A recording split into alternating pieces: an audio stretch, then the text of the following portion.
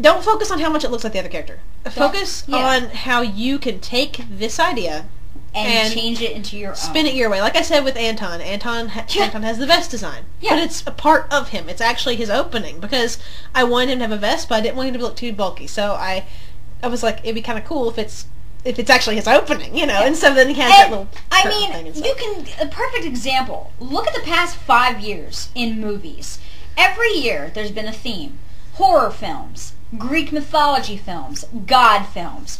You had, I think, when Percy and the Olympians came out, there were like 6 other Greek movies. Clash of the Titans was coming out. There was tons of movies coming out that were about Greek gods and gods in general. And no one gave a shit. No one did. You know what they focused on? They focused on what they saw in the trailer and what looked awesome to them. It didn't matter that they were all following the same basic concept of Greek mythology. It doesn't matter. It's how you take it and how the book takes it. Harry Potter, amazingly enough, there are plenty of books that copy off of Harry Potter. There are plenty of books that copied that were before Harry Potter. Because there was a series I read before. It's how J.K. Rowling wrote the book. It's how her characters interacted. It's how her characters developed in that particular setting that got you so interested. And it was that sometimes it wasn't even the book. It was the author's background, where she's sitting in a cafe writing all of this on a fucking napkin. And it's your take. You can't rely on other people for whether or not they've got that idea going. You have to take it if you like it and run with it. Exactly. Another thing, unique. Oh, jeez. Unique and original. I don't believe in those words. Yeah. When people talk original, they talk about things other people do not have.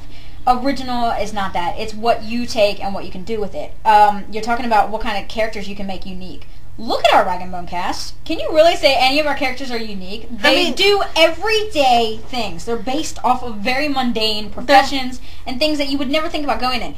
Perfect example, Miyazaki movies. Yeah. You find me a Miyazaki movie that doesn't have a normal, everyday kind of character in the beginning that just happens to run into a unique Howl's Moving Castle. Sophie works in a hat shop. And when it comes to personality, I mean, we sit and we watch movies and we point out how the personalities are similar, because really you got trademark personalities that are kind of just that are just there. Normal. You really want those characters. Like Howl's Moving Castle again. The opening character, Sophie, works in a hat shop, very quiet. When we watched it, I was like, she's a Dickens. Yeah, and we do this when we watch movies. And then the more comfortable she gets into her environment, the more talkative she becomes. And the more which is also like Dickens. Yeah. And, I mean, we take so much pride in the fact that we can look at a movie and be like, hey, look, it's Lewis. Or, hey, look, it's Christian. We take so much pride in that her husband got so pissed off at us about it, because every movie we would watch, every game, every book we would read, we would be like, oh, so it kind of reminds you of this character. Oh, you're going to love this movie. It has a Christian and a Brad in it. And yeah. And I mean, it's not like we're replacing those characters. We're really not. We're just happy. We don't even alter them. Well, I guess in some ways we do. In some ways we do alter. Sometimes when we find a character that seems similar, we take some of those character traits and we put it in ours because we think they're not major character traits. They'll be they're quirks. The way the pattern to talking, or you know how Brad Pitt tilts his head and Vic do that whole thing. Yeah, and the way George Clooney rambles sometimes. Oh my God, yeah. But then again, Lewis already rambled. It's just kind of added on to it, and it worked. It makes you feel good knowing that you're not the only one with the idea, because granted, if you're the only one with the idea, sure, you got that whole pride of starting it and everything, but it's very stressful, because now you have to focus on whether or not people are going to take that idea. So many people focus on whether or not other people are going to have it, or other people are going to take this idea, that they don't focus on what they already have and what they can do with what they have. And if there is a problem and you just really feel like somebody else's character is better than yours, better your own, but better it in your own comfort zone. Don't just jump out there better into it an your insane own place. way. Yeah. I think we rambled on about that enough. What is your character creation process, and are there any ideas that you've been wanting to brainstorm? In regards to character block and writing block, I remember back in the summer of 2010, that was when the college punks decided to come around. And we that was amazing. Some of the things that we would run into, we wouldn't just simply think about characters. We just thought about the group as a whole. We wanted a theme. Now, I think it was Sal Shepard that has like the whole Arctic crew. Yeah. Sal Shepard has the Arctic. No, wait. It's not. I think Sal has some, but I think Stray Monster. Somebody has a desert crew. Somebody has an Stray Arctic Monster, crew. I think, is the one with part of an Arctic Stray Monster, crew. okay. And we were just kind of going with a theme, and we looked back at our characters. We have authors. We have guys that are related to planes. We have guys that are related to clocks. And we kind of wanted to keep a theme with it. We never... Sometimes, like, in the idea of, like, Charlie... or like Jarek, they just kind of come into existence before we plan a theme. But sometimes we will not make a character until we have a theme that we want to run a setting with. Or something that runs the whole group. Yeah, and once again, we don't run with what other people have already done. Instead, we focus on what we haven't done. Yeah.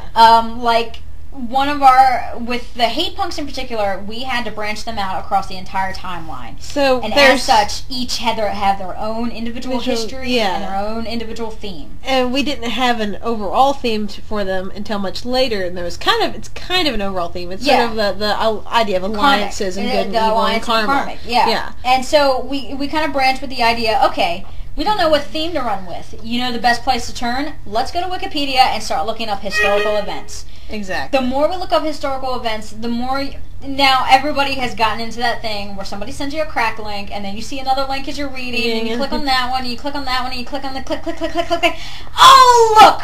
For 3 hours, you've been sitting here reading this shit. Yeah. And a lot of it is interesting.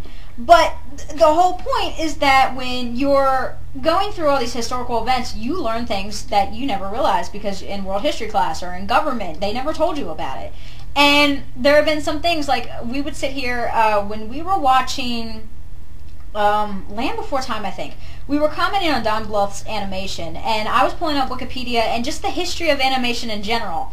And I was reading through while we were watching this movie, and a lot of things kind of jumped out. And in particular, when Disney was making all those sequels, those really crappy sequels, I realized a lot of people never looked up why. And when we read the history of why it came to this point, now granted, John Lasseter took over that department of Disney recently. There are no more video to sequels to video direct that are going to be made. Hallelujah. And if there are, they're going to be made directly by the Disney Animation Company, which is exactly what we wanted in the first place. So we don't have to worry about that anymore. But nobody really understood. They were so focused on the fact Disney was putting this out and nobody was really stopping it. And Disney did cut off their animation because nobody was really stopping it and nobody was really keeping up with it. Nobody stopped to ask, okay, why is it that they're doing this? From a company perspective, from a historical perspective. And we read through and I was reading about how the reason Disney quit their 2D animation departments is because at that point in time, Shrek and DreamWorks in general was pumping out all of these 3D animations. Pixar and Shrek with DreamWorks and Sony, they were pumping out these 3D movies that were hitting the box office ridiculously hard. And Disney didn't feel that if they kept up with the 2D animation, they didn't feel they would be making the same impact. They figured people of the generation had moved on. And so they dropped it entirely, thinking... Which if any of your fans out there, you know it's an... Yeah, it was a terrible idea, but it was also a phenomenal idea because while that animation dropped out, it created a demand for the 2D animation. And Disney waited, and they waited, and suddenly you get the 2D animation companies back. You got your Princess and the Frog. Even their 3D jumped up. If you remember, Disney's very first 3D was not with Pixar. It was Chicken Little. When they came back, and their next 3D film, currently, Tangled, you can see the insane improvement. Yeah. Even though they never produced anything outside of what we already know. It was insane because in that little hiatus of no 2D animation, they jumped up their stories, they jumped up their 3D animation modeling, they jumped up their characterization, they jumped up everything in improvement. And it made a really big impact, which is why a lot of the movies that are coming out now, it's kind of like the Disney Renaissance all over again. Yeah. Amazing movies that you want to keep watching over and over and over. And so, I mean, it's kind of the same exact thing. You want to... Where the hell was I going with this?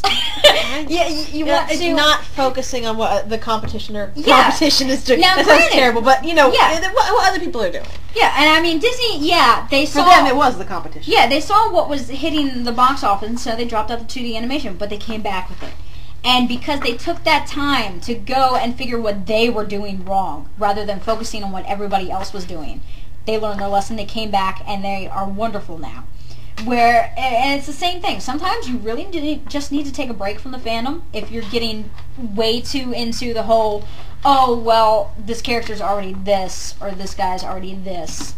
Don't focus on that. Focus on what you want, what you know. If you want to learn something different just so you can make something out of what you know, go learn it. Don't stop. Exactly.